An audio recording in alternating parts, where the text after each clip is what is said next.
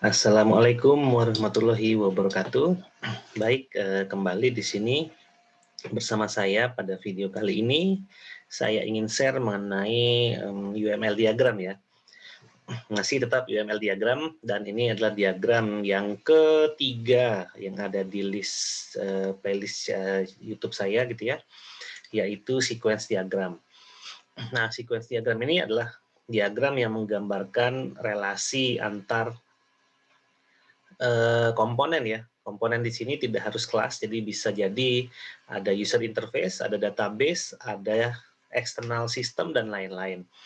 Nah, dengan sequence diagram, ini semua relasi dan semua komponen itu digambarkan lebih detail daripada yang pernah ada sebelumnya. Ya, sequence diagram ini masuk ke behavior ya, diagram kalau nggak salah. Baik, seperti apa sequence diagram?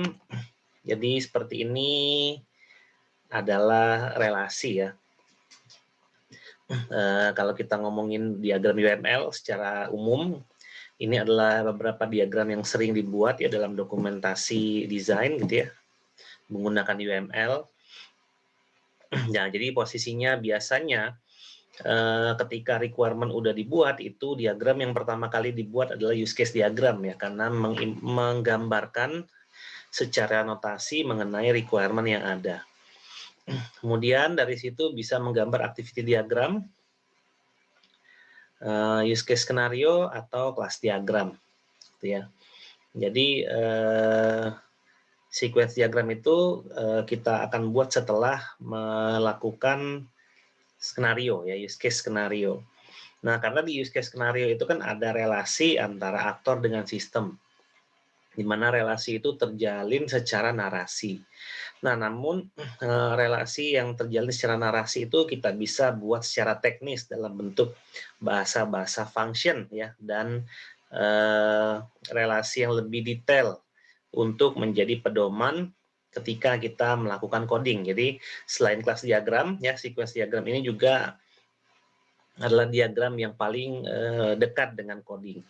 Nah, pembuatan sequence diagram ini biasanya tidak akan jauh dari kelas diagram ya. Jadi ada beberapa pendapat di sini, bisa jadi kita bikin kelas diagram dulu, baru bikin sequence, atau kita bikin sequence dulu baru kelas. Nah, itu bebas saja gitu ya. Nah, yang pasti antara kelas diagram dengan sequence diagram itu harus sejalan. Kalau kelas itu jelas menggambarkan komponen dari aplikasi ya, khusus aplikasi. Kalau sequence enggak ya, tidak hanya komponen aplikasi saja yaitu kelas gitu ya, tapi ada kaitannya dengan UI, dengan database, external system, dan lain-lain. Nah, selain sequence diagram, sebenarnya untuk relasi seperti ini bisa digambarkan juga dengan communication diagram ya. Jadi antara sequence diagram dan communication diagram ini memiliki fungsi yang mirip, sehingga fungsi dari diagram itu kita bisa tukar ya, artinya bukan menukar fungsinya, tapi kita bisa memilih ya untuk menggambarkan relasi yang lebih detail dari semua komponen yang ada, itu mau menggunakan sequence diagram atau communication diagram ya, karena sifatnya itu adalah interchangeable. Nah, sequence diagram kalau menurut bukunya siapa yang saya pakai ya dalam UML diagram, saya lupa bukunya siapa. Selain kelas diagram ya, maka sequence diagram ini adalah diagram yang paling penting nomor 2. Karena memang diagram yang menjadi acuan para programmer untuk mengimplementasikan perangkat lunaknya ya, untuk melakukan coding ya dalam implementasi perangkat lunak. Nah, di sequence diagram ini dia akan menggambarkan suatu relasi ya antar komponen, dan relasi itu akan menggambarkan urutan waktu. Jadi sequence diagram ini ya secara substansi itu mirip dengan skenario, use case skenario ya. Namun dia digambarkan dengan cara yang berbeda. Ya, kalau sequence diagram ini bukan bentuknya narasi lagi, tapi sudah menggunakan notasi, dan notasi yang memang siap diimplementasikan. Gitu ya. Nah, biasanya dalam menggambar sequence diagram ini satu use case ya, karena kita patokannya dari skenario tadi, akan menjadi satu sequence diagram yang nanti akan dinotasikan secara teknis. Nah, sequence diagram terdiri dari 2 dimensi ya. Dimensi vertikal itu adalah dimensi waktu ya, dari atas ke bawah. Jadi dia akan melihat proses eksekusi dari pemanggilan metode atau meng-create suatu objek itu dari atas, kemudian diurutkan ke bawah. Nah, yang dimaksud dengan dimensi waktu itu dimensinya merupakan urutan ya, bukan satuan waktu seperti detik atau menit dan seterusnya. Kemudian ada dimensi horizontal ya, horizontal. Nah, untuk horizontal sendiri itu sebenarnya menggambarkan komponen-komponen atau objek-objek yang terlibat ya dalam suatu fungsi gitu ya. Jadi kenapa satu sequence diagram itu menggambarkan satu use case, karena untuk mengeksekusi dengan baik suatu fungsi gitu ya, suatu use case, maka bagaimana caranya secara teknis. Nah, di dalam skenario use case kita lihat bahwa ada exception kondisional gitu ya, di mana ada hal-hal yang harus dilakukan oleh sistem apabila terjadi kendala. Entah itu username dan password-nya salah gitu ya, kalau kita ngomongin login ya. Entah itu dia belum terdaftar dan lain-lain. Nah, itu ada skenarionya kan di skenario use case. Nah, tentu saja secara teknis skenario itu harus diimplementasikan nanti ya di aplikasinya. Nah, notasi yang dibuat di sequence diagram itu nanti akan mendukung daripada skenario yang dibuat dari suatu use case gitu ya. Oke, ada beberapa istilah yang kita bisa pakai yang ada gitu ya dalam suatu penggambaran sequence diagram. Yang pertama itu kita sebut dengan partisipan. Jadi partisipan itu adalah kumpulan-kumpulan objek atau komponen yang saya maksudkan tadi gitu ya, yang nanti akan terkait dalam suatu urutan proses. Artinya kalau saya membuat suatu fungsi di use case gitu ya, ada buletan use case satu, saya bikin fungsi tambah data mahasiswa misalnya. Nah, jadi komponen apa saja sih yang nanti akan terlibat dalam proses atau fungsi untuk terjadinya tambah data mahasiswa itu? Ya, tentunya ada main skenario, ada alternative skenario, ada exception skenario juga. Nah, komponen apa saja yang terlibat di dalamnya? Kalau kita menggunakan konsep layer yang konsep arsitektural layer gitu ya, di mana ada presentation layer sebagai user interface, lalu ada application layer untuk menggambarkan proses-proses eksekusi, dan ada data layer, maka layer itulah yang nanti akan bisa kita gambarkan dalam sequence diagram. Jadi ada UI-nya, ada prosesnya ya, kalau object oriented itu ada kelas dan ada metodenya, lalu ada datanya gitu ya, yaitu database kalau memang database terlibat dalam satu pembangunan aplikasi. Kemudian ada lifeline, itu menggambarkan daur hidup sebuah objek. Jadi kalau di object oriented itu kita sebenarnya bisa gambarkan dengan detail kapan objek itu dibuat, ya, kapan digunakan, kapan objek itu dihancurkan atau di-destroy. Kemudian ada activation, itu adalah suatu titik di mana objek mulai berpartisipasi dalam suatu sequence. Artinya ketika dia akan memanggil ya suatu komponen, memanggil komponen yang lain ya dalam bentuk interaksi, misalnya pemanggilan bentuk interaksinya itu dalam sebuah metode ya, maka ada titik di mana mereka mulai berinteraksi. Nah, itu ditandai dengan suatu gambar atau notasi bar ya dalam lifeline nantinya. Kemudian ada time ya. Jadi ini adalah urutan-urutan dalam sequence diagram. Urutan itu penting ya karena kita ngomongin secara teknis coding ya. Kalau kita ngomongin teknis coding itu kan prinsipnya adalah dia terjadi secara sekuensial gitu ya. Jadi artinya kalau kita coding itu selalu baris pertama dieksekusi terlebih dahulu. Kemudian baris kedua, baris ketiga, dan seterusnya. Jadi eksekusi baris statement dari suatu coding itu adalah dimulai dari urutan pertama sampai urutan terakhir ya. Nah, masalah waktu ini tadi konteksnya adalah urutan saja, bukan durasi seperti menit, detik, atau menit, dan lain-lain. Kemudian ada return. Return ini adalah hasil kembalian suatu operasi. Misal suatu komponen ya berinteraksi dengan komponen yang lain, misalnya UI, user interface nih. Saya punya user interface form login misalnya.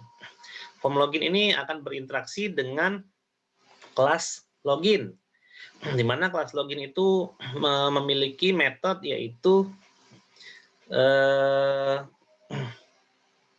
bukan kelas login sih, harusnya authentication ya kelasnya. Kemudian ada fungsi login ya, ada method login di dalamnya. Jadi ada form login mengakses kelas authentication, lalu dia akan memanggil method login.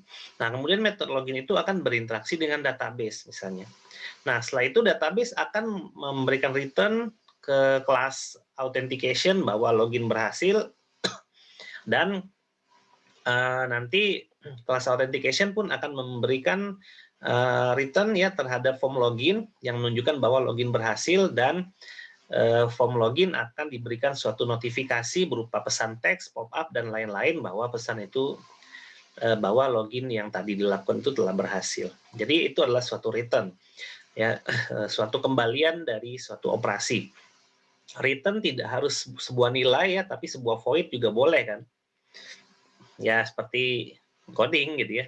Tapi sebenarnya kalau kita ngomongin sequence diagram itu sebenarnya language dependent ya. Jadi dia tidak tergantung dengan bahasa yang digunakan, tapi istilah-istilah seperti itu kan adalah istilah umum dalam suatu algoritma ya. Nah, ada beberapa simbol sequence diagram di sini. Karena kita berangkatnya dari use case, maka akan ada aktor.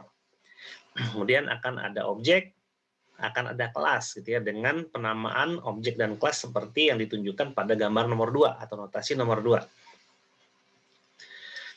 Kemudian ada lifeline tadi ya, garis hidup itu putus-putus. Kemudian ada objek yang aktif berinteraksi, itu activity tadi, activation ya.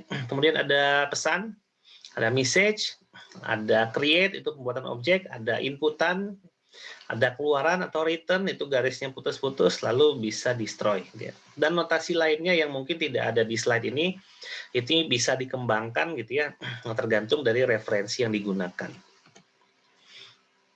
Nah, ini sebagai contoh ya, sequence diagram login user. Nah, kalau dia menggambarkan use case seperti ini sebenarnya use case yang dia gambarkan menggunakan suatu keterikatan atau sudut pandang dari komponen yang berbeda gitu ya. Kalau yang saya sebutkan tadi misalnya, kalau saya menggunakan konsep layer arsitektur di mana ada user interface ya, ada application dan ada data, maka itu bisa digambarkan ke sequence diagram. Nah, tapi kalau ada yang menggambarkan sequence diagram dengan cara seperti ini, apakah itu bisa dibenarkan? Dalam suatu desain sebenarnya benar atau salah itu relatif ya. Benar atau salah itu relatif, tergantung nanti komunikasi yang digunakan, apakah memang pengetahuan daripada para sumber daya manusia di proyek itu mumpuni atau tidak gitu, itu aja intinya. Ada yang mungkin harus dibuat secara detail, ada yang mungkin dengan cara gambar ini aja itu udah cukup untuk menggambarkan proses aktivitas login. Dengan asumsi bahwa user interface itu tidak harus ditampilkan di sini, itu nggak masalah juga gitu ya. Tergantung nanti dari sudut pandangnya seperti apa. Namun saya sarankan sih lebih detail ya daripada dengan apa yang ada di slide ini. Jadi kalau di sini dia bilang ada partisipannya user, account, sama database, di mana dia tidak ada user interface ini dengan asumsi bahwa user interface itu tergabung pada account ya, padahal account itu adalah objek yang terpisah. Tapi nggak apa-apa kalau misalnya asumsinya seperti itu, nggak masalah. Cuman secara logik ya itu harus dapat ya logiknya gitu ya, karena ini masih fase desain, jadi nggak masalah gitu ya, tergantung nanti dari sudut pandang abstraksi desainnya. Jadi bisa jadi yang tadi ya, bisa jadi detail atau hanya menggambarkan alur proses secara umum saja ya, tergantung, banyak ya, banyak tergantungnya jadinya. Oke, kita fokus dulu pada diagram ini ya. Seperti yang contoh tadi ya, user, login, account. Nah, ini metode login itu ada pada account ya, karena user itu memanggil metode login pada kelas account. Jadi kita punya kelas account, kita punya metode login di sini. Kemudian account login itu account nanti akan melakukan pencarian user login, username dan password dari database, gitu ya. Kemudian database akan mereturn user datanya, lalu account nanti akan memiliki metode cek ya terhadap dirinya sendiri, benar atau salah ya. Ketika benar dia akan menampilkan data ya bahwa loginnya udah benar, atau melampirkan error message bahwa login tidak berhasil karena kesalahan username atau password dan lain sebagainya, gitu ya. Ya, kira-kira seperti itu penjelasannya. Nah, dalam sequence diagram sebenarnya kita juga bisa membuat loop dan kondisional apabila diperlukan. Ya, karena misalnya dalam contoh kasus meminjam buku di perpustakaan, misalnya ya, dalam kelas diagram relasinya 1 sampai 5, artinya bisa 5 kali minjem. Nah, itu kita bisa bikin suatu conditional loop gitu ya. Bahwa meminjam sampai beres masuk ke dalam keranjang belanja misalnya. Apabila sudah beres maka ngapain, itu juga bisa gitu ya. Nah, di sini ada loop, ada alternatif, ada opsional. Kalau alternatif itu perwujudan dari if else. Nah, alternatif, ya alternate ini adalah bentuk notasi secara teknis di sequence diagram yang merepresentasikan alternate skenario sebenarnya di dalam use case skenario ya. Nah, jadi itu bisa digambarkan di sini. Dia ada alternate. Kalau dalam gambar ini ya akan melakukan order dan akan ngecek nilai ordernya. Apabila lebih dari 10.000 dia akan dispatch. Dia akan dispatch ke distributor, di careful distributor. Kalau dia selain itu dia akan dispatch ke regular distributor misalnya. Nah, itu terjadi dalam suatu loop untuk setiap item yang diorder gitu ya. Nah, itu nggak masalah. Kalau opsional itu artinya hal-hal yang bisa dikaitkan dengan exception juga bisa gitu ya. Jadi apa yang dilakukan ini bisa jadi, ini bukan opsional, itu extend ya. Opsional ini bisa dilakukan, bisa tidak gitu ya. Jadi opsional ini adalah bentuk notasi yang bisa menggambarkan extend ya dalam use case diagram. Tentunya tadi sequence diagram itu terkait dengan use case diagram juga gitu ya. Nah, itu bisa kita gambarkan satu use case itu apabila dia ada extend atau ada include di dalamnya, itu sebenarnya kita bisa gambarkan menggunakan satu sequence diagram aja gitu ya. Untuk menggambarkan sequence diagram secara detail dari proses teknisnya nanti yang diterjemahkan dari use case diagram dan use case skenario. Nah, ada beberapa sudut pandang ya dalam menjelaskan sequence diagram. Jadi ada yang menjelaskan sequence diagram secara sistem. Kalau sequence diagram yang menjelaskan secara sistem ini dia tidak menjelaskan detail teknis atau detail seperti dia ada menggunakan kelas apa nantinya, menggunakan metode aja enggak ya. Tapi lebih tepatnya dia bisa menjelaskan gambaran proses bisnis secara teknis ya. Jadi proses bisnis yang dijelaskan secara teknis di sini ya, sebagai contoh hotel system. Nah, seperti ini jadinya. Jadi ada UI, ada hotel chain, ada kelas, ada hotel gitu ya. Dari window UI ke hotel chain, make reservation, lalu make reservation ke hotel. Setiap perulangan gitu ya, kalau memang ada roomnya dan tanggalnya tersedia, itu room bisa dipakai, bisa dilakukan reservation, dan bisa konfirmasi. Jadi sequence diagram yang menjelaskan sistem ini bisa menjelaskan proses bisnis secara notasi algoritma sebenarnya gitu ya. Tapi yang sering banyak dipakai itu adalah sequence diagram yang menjelaskan use case seperti yang saya jelaskan di awal. Nah, ini contoh yang paling simpel mengenai perpustakaan ya. Di sini adalah use case yang dipakai adalah fungsi dari pencarian buku, search book ya. Ada main skenario, ada alternatif skenario atau alternate path di situ ya. Main skenarionya dijelaskan seperti itu ya. Jadi ada customer melakukan pencarian dalam search page ya, tampilan pencarian itu UI. Kemudian kalau misalnya yang ditampilkan adalah autornya, dia akan memanggil fungsi cari by author dari kelas katalog. Kemudian dia akan create search result, dia akan display di search result page, misalnya halaman pencarian, ya, halaman hasil pencarian. Kalau yang dimasukin itu bukan author, maka dia akan menampilkan error message, ya. Ini alternate path yang merupakan suatu exception, ya, sebenarnya. Jadi if the customer did not enter the name of an author before pressing the search button, system display an error message. Jadi skenarionya ada dua. Main skenarionya adalah kalau yang dicari adalah author, maka seperti ini secara teknisnya. Kalau tidak, dia seperti ini. Nah, mungkin untuk search book yang dimaksudkan di sini adalah dia memanggil on search author. Nah, kalau misalnya pencarian buku berdasarkan kategori lain seperti apa? Ini sebenarnya bisa diumumkan, gitu ya, tidak harus dispesifikkan secara author. Tentu saja itu akan tergantung dari metode yang ada pada pemanggilan di halaman pencarian, gitu ya. Nah, itu nanti urutannya ke bawah seperti itu terus, ya. Kalau alternate dia biasanya akan ada kurung siku, ya, author entered, author not entered, artinya kalau author yang dimasukin dia akan melakukan proses seperti ini, ya, sequence yang seperti ini. Kalau tidak, dia akan melakukan sequence yang seperti ini.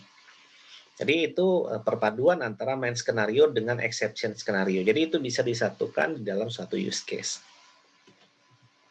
Nah, terus sebuah contoh yang lain, gitu ya. Misalnya di sini kita punya aplikasi booking lapangan futsal.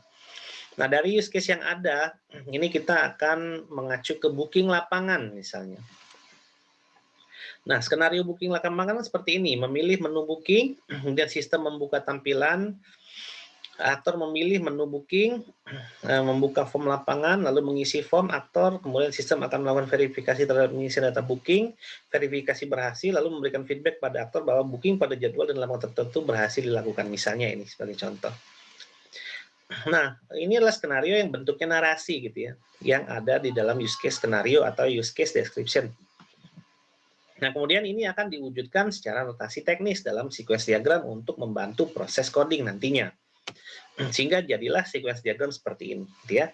Jadi ada petugas, ada buka form, mengisi form itu di form booking.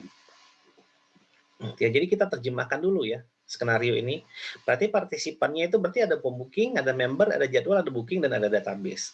Jadi ini saya menerapkan prinsip yang arsitektur layer tadi, ya, yang ada UI, ada application, dan ada database. Form booking itu adalah UI-nya, member, jadwal, dan booking sesuai dengan notasinya itu adalah kelas semua, dan ada database sebagai objek. Objek data, ya. Jadi ada UI, ada application layer, jadi ada database layer, dan mereka berkomunikasi secara detail di sequence diagram. Ya, jadi petugas membuka form, mengisi form, ya, dia bentuknya message, ya. Nah, untuk notasi lain sebenarnya ada pembeda antara call message dengan call method, ya. Kalau call method biasanya ada kurung buka kurung tutup, tapi kalau tidak ada kurung buka kurung tutup itu biasanya kita sebut call message aja, pesan. Cuman di beberapa tools yang dipakai itu kadang-kadang message dengan method itu bisa menjadi satu notasinya. Jadi itu nanti tergantung daripada tools yang dipakai dan referensi dari sequence diagram yang dipakai juga. Jadi di sini membuka form, mengisi form. Kemudian dia dari form booking dia akan manggil metode check member, ya. Member dia member bukan, gitu ya. Kalau dia member, maka ini kita fokusnya ke main skenario aja, ya. Kalau ada alternate bisa digambarin lagi di bawahnya. Nah, dia akan return true ketika itu dia akan manggil metode check jadwal di jadwal. Kalau jadwalnya ada dia true juga. Lalu kemudian dia akan manggil metode tambah booking pada kelas booking. Nah, lalu kelas booking akan berinteraksi dengan database, dia akan menambah data ke tabel booking. Kalau dia true, dari kelas booking nanti akan menampilkan pesan berhasil ke petugas. Gitu ya, bahwa ini sebenarnya terlangkah, ya, terlewati. Harusnya dari booking itu memberikan message ke form booking dulu, baru form booking akan menampilkan message ke petugas yang berisi bahwa notifikasi booking berhasil dibuat. Ya, itu skip dikit lah, ya. Kemarin terlewat sedikit. Jadi itu harusnya nambah lagi. Jadi seperti itu kira-kira contohnya, ya. Jadi satu use case, satu skenario, satu sequence diagram yang menggambarkan secara teknis, ya. Tentu saja dari skenario ini harus diterjemahkan lagi ke dalam membernya siapa gitu ya, metodenya apa saja dan lain-lain. Ini ada kalau untuk application layer-nya itu ada di kelas diagram, namun untuk user interface, database dan lain-lain itu nanti akan terkait desain-desain yang lain gitu ya. Ya, desain itu antara satu ya dengan yang lain pasti saling terhubung. Nah, yang menjadi pembeda adalah sudut pandangnya saja. Jadi ada yang sudut kalau objek UML ini kalau dari sisi aplikasi kan ada yang sudut pandangnya secara komponen, secara behavior dan secara relasi gitu ya. Kalau sequence diagram itu yang secara relasi ya. Dari diagram behavior juga tapi. Nah, kenapa sih kita repot-repot membuat sequence diagram? Karena memang sequence diagram itu bisa dilakukan tanpa harus coding ya, karena dia language dependent. Language independent, apa language dependent ya? Artinya dia tidak tergantung pada perangkat lunak yang digunakan. Ya. Jadi dia memang posisinya adalah algoritma. Pseudocode sih ya. Jadi dia di atas lebih tinggi sedikit levelnya daripada real code ya atau bahasa pemrograman yang dipakai nantinya. Language kalau di sini bahasanya language agnostik ya, kan artinya bisa diimplementasikan di berbagai macam bahasa pemrograman. Ya artinya dia tidak terikat sih dengan bahasa pemrograman apapun, tapi yang pasti ini adalah menjelaskan algoritma atau konsep paradigma berorientasi objek. Jadi apapun bahasa pemrograman yang digunakan itu haruslah dengan style berorientasi objek, baru nyambung nanti dengan desain yang ada. Kemudian non-coders can do sequence diagram. Orang yang tidak harus coding juga bisa membuat sequence diagram. Kemudian easier to do sequence diagram as a team. Jadi paling mudah berkomunikasi dengan tim itu dalam bentuk sequence diagram untuk menjelaskan relasinya. Mungkin partisipannya itu bisa terlihat dengan jelas mana user interface yang harus ada, mana kelas yang harus ada, mana database yang harus ada, dan lain-lain. Dan itu bisa dikomunikasikan dengan tim. Kemudian karena dia dibentuk dalam satu kesatuan utuh gitu ya, artinya secara visual itu kita bisa melihat mana komponen yang harus ada, mana yang tidak harus ada, mana metode yang dipanggil, kapan dia dipanggil, mana alternatif, mana opsional, mana loop, itu bisa dengan detail kita lihat dalam satu tampilan yang utuh gitu ya. Jadi memang sequence diagram ini merupakan diagram yang paling penting. Kedua memang ya, tapi referensinya sekali lagi lupa gitu ya. Ada di buku yang sering saya UML di Steel, Martin Fowler ya, Martin Fowler. Ya saya lupa, maaf. Jadi dari bukunya Martin Fowler ini memang diagram yang paling penting nomor 2 karena dia menggambarkan dengan detail interaksi, ada komponennya ya, karena dia merupakan perwujudan dari behavior diagram, tapi dia merupakan interaction diagram, di mana di situ melibatkan komponen dan behavior yang lebih detail lagi dalam penggambaran notasinya di sequence diagram. Nah, kalau kita lihat sebagai contoh, apakah ini disebut sequence diagram? Jadi cuma ada aktor dan ada sistem, gitu ya. Nah, ini sebenarnya sequence diagram juga, tapi tingkat abstraksinya itu lebih tinggi, ya. Kalau kita lihat dengan cara seperti ini sebenarnya adalah terjemahan satu ke satu dari skenario, ya, aktor sistem gitu. Tapi kalau di sequence diagram, aktor sistem itu harus didekomposisi lagi menjadi tampilan, aplikasi, dan database gitu ya, sehingga relasinya akan lebih detail ya secara teknis. Jadi ini juga sequence diagram sebenarnya, tapi ini adalah sequence diagram yang menggambarkan satu to satu atau satu ke satu dengan skenario yang ada. Baik, itu saja sharing dari saya ya, semoga bermanfaat. Lebih dan kurangnya saya mohon maaf, saya pamit. Wassalamualaikum warahmatullahi wabarakatuh.